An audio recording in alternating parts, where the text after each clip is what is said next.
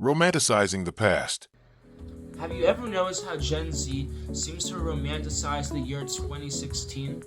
Or how Gen X and Millennials talk about how good the 2000s were? Each generation seems to have an era that they think was the best, and all of them have a universal saying: everything was better back then.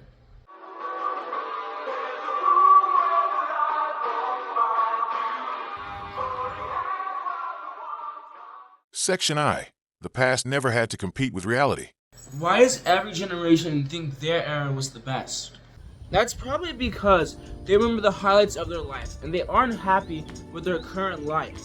And now they hold on to a part of their life because apparently it didn't suck.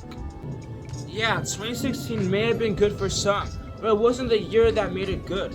It was what they had back then. They missed the friends they had, the music they listened to, the feeling of fewer responsibilities, even just the age they were back then.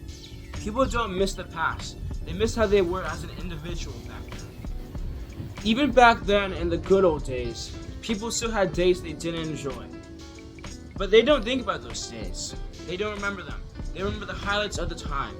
And that's not necessarily bad, but it just warps reality. Section 2.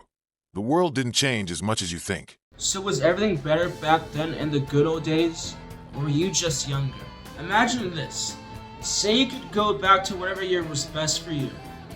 But you have to keep your current stress, your current problems, and your current insecurities. Would you still go back? Suddenly, the good old days don't seem so good anymore. You don't miss the 90s, you don't miss the 2000s, and you don't miss the 2010s. What you miss is being 10, or being 20, however old you were, and the best time for you. Maybe you had more freedom back then, the freedom of being a child, or just moving out of your parents' house. The world has definitely changed. Probably not as much as your memories make it seem. Section 3. The danger of living in the past. Now, there's nothing wrong with nostalgia. Remembering the good times is fine.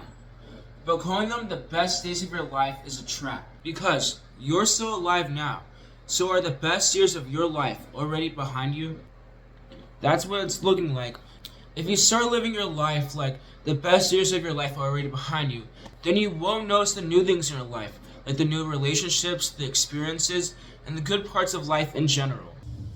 The good times weren't good because the stars aligned. The good times were good because you made them good.